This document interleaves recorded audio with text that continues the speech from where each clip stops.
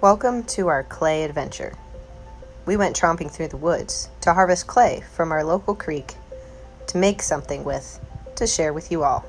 This is a fun thing that you can do with the whole family. You're going to start by looking for a creek bed like this one. You see that bank over there? Places where the water has eroded away the soil next to the creek. They're a great place to start looking for clay. You see, earth settles in layers, and clay is a very heavy layer that tends to bond together. So when you see where the water has washed out the right side of the creek, that's your best chance for finding some clay. Take a good look around though, because you're not going to spot it right away. Spots like this, where the clay and the ground have merged together and dried, might be a good source. To determine if the chunk of dirt that you've picked up has clay in it, you want to get it wet. You see, clay and dirt are very different from each other. Clay has a squishy and soft consistency. Earth, once you get it wet, will just still continue to crumble. So get it wet, squish it in your hands, and see if it starts to feel spongy, kind of like dough. See how this crumbles away? There's not enough clay in it for us to be able to use. Sandy banks like this are pretty common along creek beds in Ohio. There's often clay hidden in those layers of sand and dirt. Sometimes you gotta dig a little, find it. This stuff here, it's too sandy. See how it crumbles? I didn't even have to get it wet to know there wasn't enough clay in that to be useful. Now this is the stuff. See how it's soft and squishes in my hands? That's what we're looking for. That's the difference between clay and regular old dirt.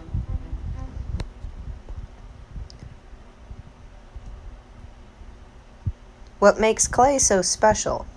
It's basically what happens when mountains degrade. The sediment washes out and bonds together to form this lovely, squishy, gooey substance. When you find a nice deposit like we did here, make sure you break it open so that you can pull out the most pure clay from inside. Being in the water, this was already lovely and soft and squishy, so it was really easy to pull up. It may not seem like it, but this is a pretty common thing to find in riverbeds all over the world, especially here in Ohio.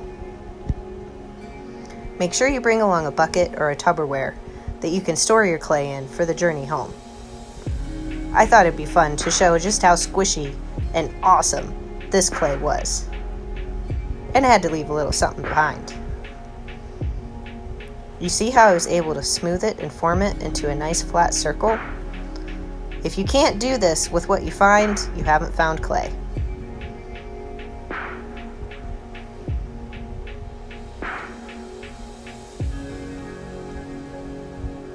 The magic of clay is that once it is heated to very high temperatures, it goes from this squishy, malleable state into a solid state that's basically turning it into a rock, and it stays forever. Don't forget, you're going to get messy. See how I have a lid for my bucket to make sure that I don't get clay all over my car on the way home? That's always a good thing to bring.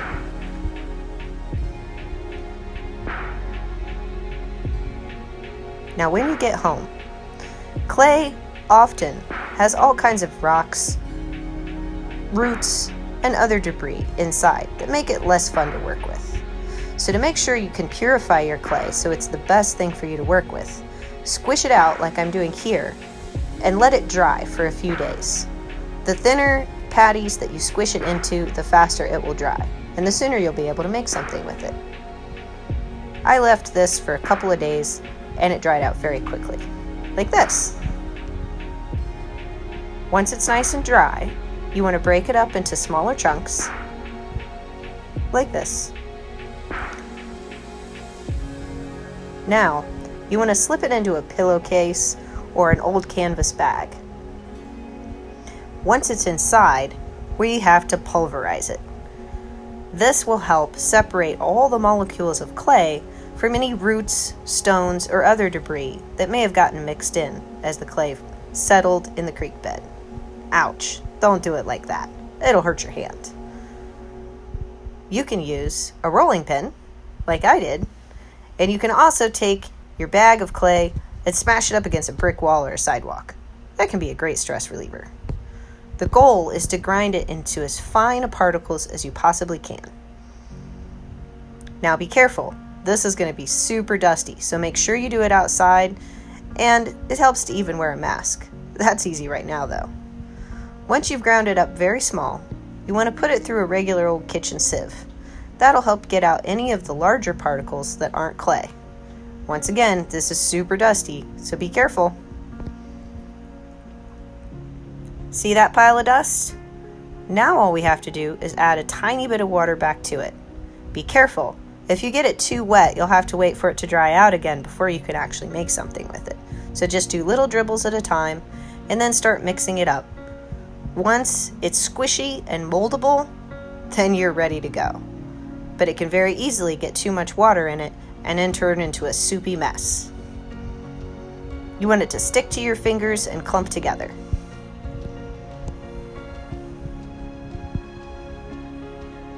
Once you've got just enough water and pulled it all together, it'll look like this. We're not quite ready to start building things yet. We have a little more work to do. See how it flakes and crumbles apart when I pull it? We have to help the clay become elastic so that it's easier to form. Now that I've got a nice big chunk to work with, what I'm doing here is called wedging. Basically what we're doing is squishing and pushing all the molecules of clay together with the water to help them become more elastic and easier to form into a sculpture, pot, or whatever your heart desires. Now, if you have extra, store it in a couple of double wrap plastic bags. This will help keep it wet so you can use it later. Now, time to build something. Keep wedging that clay. You want to knead it really thoroughly. Not only does it help the clay become more elastic, it also makes sure that any air pockets that may have developed when we process the clay are pushed out. Air pockets can be the enemy of your pottery. Anything that you make with clay, if it traps air inside, that also traps moisture. And when we heat it up super hot to actually turn it into a ceramic piece, well, that moisture can cause it to explode.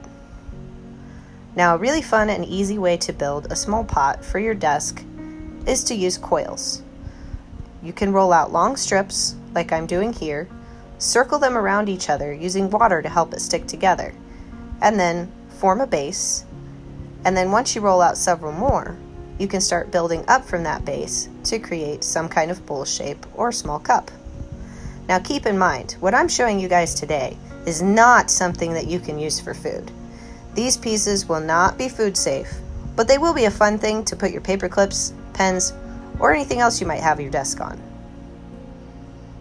You can also use it to make fun little sculptures. Now you see how I wind the snakes of clay over top of one another? Make sure you have a tiny bit of water between each layer to help the clay stick to itself. Too much water though, and it'll turn into a soupy mess. So be careful. A little bit goes a long way. Layering the coils over one another, up and up and up, can help you get a nice little cup shape, like this. You can use whatever you have lying around. A stick that's flat, like a toothpick or a tongue depressor, can be used to draw shapes or to smooth out the surface. If you smooth the coils together, it helps make them even stronger. If it gets too wet, just let it dry in front of a fan for a few minutes. It will be easier to smooth out when it's a little bit drier.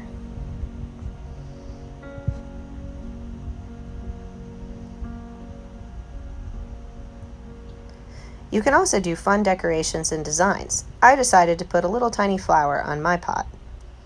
All I did was roll out small balls of clay and squish them with my fingers to create the petals. And then I used a small ball in the center to create the center of the flower. I used my stick to poke little holes in it for texture. Now, the fun part, setting things on fire. It's important that you make sure your piece is really dry. You see how I put it on my wrist? If it's no longer cold to the touch, kind of like testing the warmth of a baby bottle, you know it's dry enough to fire. This usually takes a couple of days after you've made it. Now, I'm using a charcoal grill. I layered it really thoroughly with lump charcoal at the bottom so that my pot, when it goes in, is sitting on top of some charcoal. Now I wrap it in paper to help with ignition. Don't do what I did and forget your little pieces for your big pieces. It helps to put smaller pieces inside larger pieces to keep them safe and keep them from getting lost in the charcoal. Make sure you use plenty of paper wrapped around your piece, but do so gently because at this stage, it's just dried clay. It's very fragile and delicate. So if you squish too hard or you're too rough with it, you might break your pot before you've even got it done. Now, put another very thick layer of charcoal on top. You want to make sure your pot is completely surrounded with charcoal, so once it gets fired, it's very, very hot on all sides. We used a little bit of rubbing alcohol to help with ignition. You can use any kind of fire starter. Now, the important thing is not to get it too hot too quickly.